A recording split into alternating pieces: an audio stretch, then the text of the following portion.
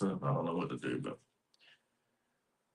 all right, welcome to the Sharp Mind Show, episode 53. I'm Nate, the host, the Fit Future MD. Make sure you shop at intercell.com and pick you up a cool, inspirational t-shirt today. All right, so got to start with some celebrity gossip today. Lori Loughlin might walk away from her 28-year marriage with nothing. So, Lori Loughlin, of course, famous from the show Full House. Obviously is married to Mossimo Giuliani. I can't say it. Giannulli. I guess that's why she never changed her last name, right? But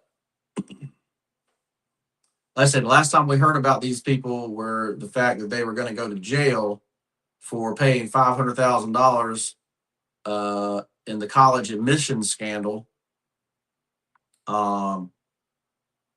where they, pled guilty to wire fraud and mail fraud, with Loughlin serving 2 months in jail and Giannulli spent 5 months in prison. But so when it comes to marriage, right? So the reason that Lori Loughlin's not going to get anything is because she signed a prenuptial agreement, right? And in the prenuptial agreement, they have what's called a separation clause, which keeps marital assets separate between high income individuals, right? So obviously, both people in this case had careers with money, right? But you basically can see here where if you keep, even after 28 years, right? If you keep marital assets separate,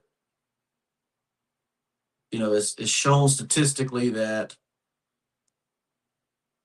the marriage is not going to last, right? And to say this one went 28 years, they sent their daughters to college, they went to jail to get their daughters into college, that type of thing. But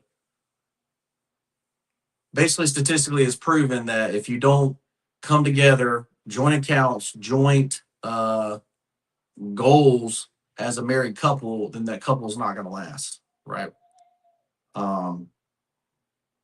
So if you're in this case, right,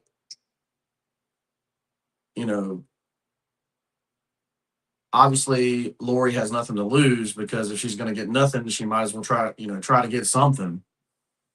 But so she really got nothing to lose to go for it.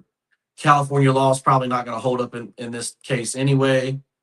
But basically you have to prove some sort of spousal affair if to really get this money. But basically just wanted to come and say that, right? Like, let's say divorce is hard no matter what age the children are, especially 28 years. That's a long time to be married. But if you separate assets in a marriage, the marriage is not going to last, right? So that is basically the point of this section. Let me know what you guys think in the comments below. Should these people have kept their assets separate like this? And is that basically the reason for their divorce, right? So let me know what you guys think in the comments below. All right, moving on. So the British Journal of Sports Medicine published research on Tuesday saying that walking just 4,000 steps a day could cut your risk of death up to 40%. Walking just 4,000 steps a day could cut your risk of death up to 40%. So, British Journal of Sports Medicine studied 13,000 older women above the age of 62. So, if you walk 4,000 steps twice a week,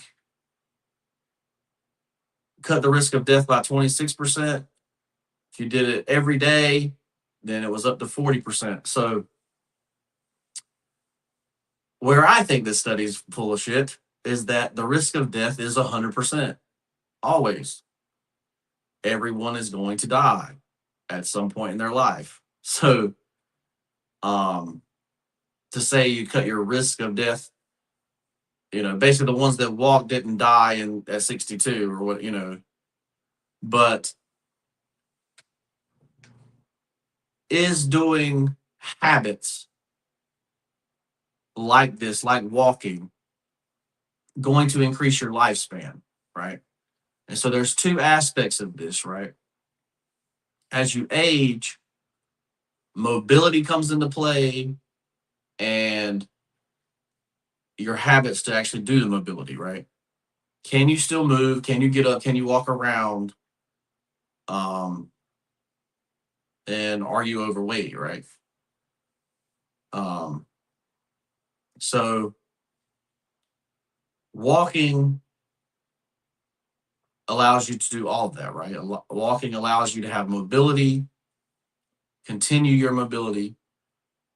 But you got to keep in mind that, a car's only got 300,000 miles, right? Basically, some cars can go to 350, but basically at 300,000 miles, the joints are wore out, everything's wore out. So, it's not just about the walking, right? It's also about the joint impact, that kind of thing. Just because you're alive doesn't mean you're alive, right? If that makes any sense. Like, there's a quality of life aspect to it as well, right? So, but basically, if you're going to say, I want to live as long as possible, you're going to make a plan to say, hey, I'm going to concentrate on my health.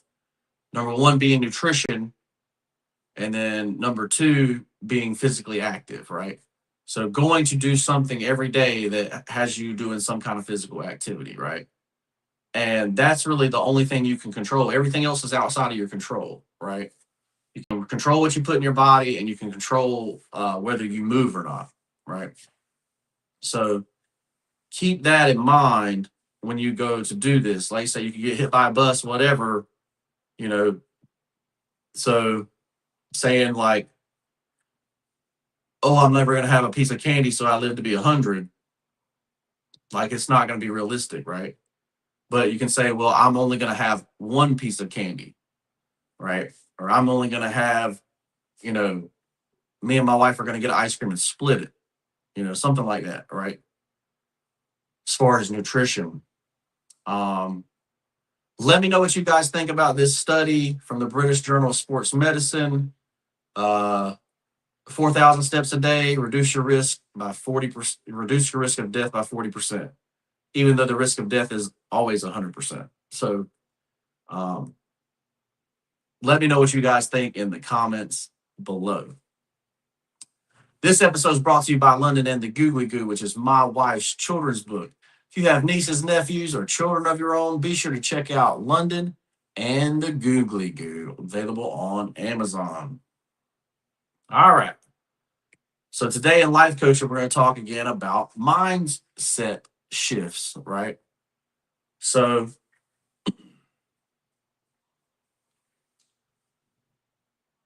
in life, you have choices, right?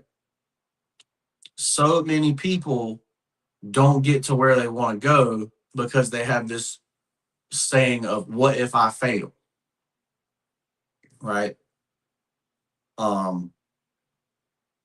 Now, that being said, there are things that can not necessarily keep you from failing, but keep you from failing so bad that you can't try again, right? So the point is to learn how to fail so that you can learn and try again. So it's not what if I fail, it's what if I learn, right? So uh, basically turn your fear into feedback, right? So the biggest thing here, and this is what I want to talk about business wise here as far as failing and learning, but so many people will start their business on debt, right? Whereas that keeps you from failing at failing, you know, at all, really, right? Like if you never owe anybody anything. So when I started my t-shirt company, I did an order for somebody else, right? And that paid for all my t-shirt equipment, right? Cash money, right? So I never have to worry about making a payment on my equipment, right? Whereas other people would go $25,000, $30,000 in debt for equipment and then never get any orders, right? Some stuff like that. And then they'd be out of business, right? Or worse, they go into debt with their personal credit, right? And then all of a sudden their credit score goes bad. They have to file bankruptcy, that kind of thing. Or even they use a credit card and they can't go bankrupt on the credit card. So their failure becomes permanent because they use debt to do it instead of using an order to do it, right? So I highly encourage anyone that's going into business to start with a service-based business that doesn't require you to get into a lot of debt to start the business, right? Then you can use the cash flow from the service-based business to start something else that may require a lot of debt to start, right? So keep that in mind. Um, and obviously, if you fail at something that is service-based, you can always switch into something else that's service-based, right? So keep that in mind. It's not what if I fail, it's what if I learn. And how do we go about starting a business where we de-risk ourselves from permanent failure? Basically, that's what starting a business without debt is, right? So if you are a person that says, I want to start my own business, take what you're currently doing and say, okay, it's going to cost me $15,000 to have the equipment to start my own log care business or start my own pressure washing business or all the areas in between, right? I'm gonna say, okay, I'm gonna take the discipline right now. I'm gonna cut my expenses down to nothing, where I can live on nothing, and I'm gonna save until I have the money to purchase that equipment, right? And then once I purchase that equipment, how long is it gonna take for me to recoup my money, right? How many jobs do I have to do to recoup my money, right? So if it's $150 a house to pressure wash, and it costs me $1,500, it's for the equipment to pressure wash, then you know that's 15 pressure washes and we're good, right? Whereas you start out a little higher, you have a bigger trailer, a truck, all that kind of stuff. It may cost you, you may be saving upwards of $20,000, right? So it may take you a couple years to get to that point, right? And then you start your business. So keep that in mind. The discipline to save the money to start the business keeps you from failing permanently, right? So you can continue to keep trying. So keep that in mind if you're going to start a business. And that brings us into the quote of the day. Okay. Discipline is doing what you said you were going to do long after the mood is left, right? And so when I first met my wife was quick to say yes to do things. And then, the day of the something would come and something would come up and she would say, okay, well, I can't go. Right. Well, that's one thing that uh, I basically said, like, hey, we are this way now. We are people of our word, right? Our word means everything, especially if you're a business owner doing business with customers, right? So if you say you're going to go somewhere or do something, then you have to go do it, even if it comes up that day that you don't want to go or something bad happens that day. You still have to go to your uh, to what you said you were going to do, right? And that's something called discipline, but it's also something called character. That so if I say I'm going to be somewhere to help somebody or to do something, they have confidence in my word that I will actually be there, right? And so, that goes from everything you do, right? So, oh, you're going to be there to cut the grass on Tuesdays. You be there to cut the grass on Tuesdays, right? And you know, you don't say, okay, I show up one week Thursday, I show up one week Monday, right? It's I show up on Tuesday. So keep that in mind. Um, and this can go to a lot of other things, right? So the difference between the people that make it and the people that don't is discipline, right?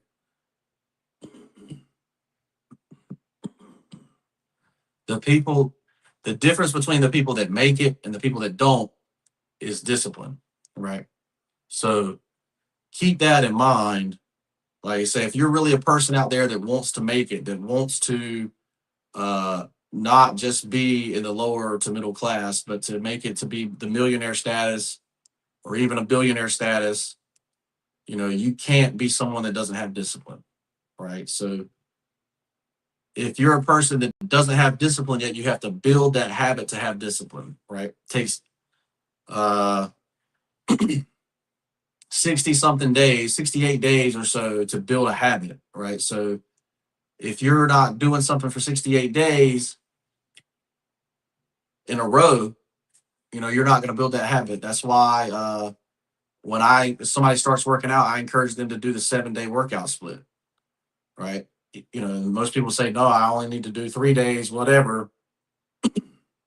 Even if you just go into the gym and stretch for 20 minutes and then leave, you still went there 7 days a week. You made the habit. I'm going to the gym every day. This is a part of my life, right? And so later down the road, if you cut it to 5 days, that's fine. But you already built the habit of I go every day. So when the days you don't go, you feel weird not going, right? Or you stretch at the house, whatever. But discipline is about, success is about discipline. I say you obviously have to have some sort of talent to go with the discipline, but that's in a skill set, and you build skill sets over time using your habits as well. So keep that in mind. Let me know what you think about discipline. I'm Nate, and I'm a life coach. If you're looking to add discipline to your repertoire, hit me up for life coaching. Shop at InstaStore.com, pick up a cool inspirational t-shirt, and buy my wife's book, London and the Goo Goo Goo, available on Amazon. And we'll see you in the next piece.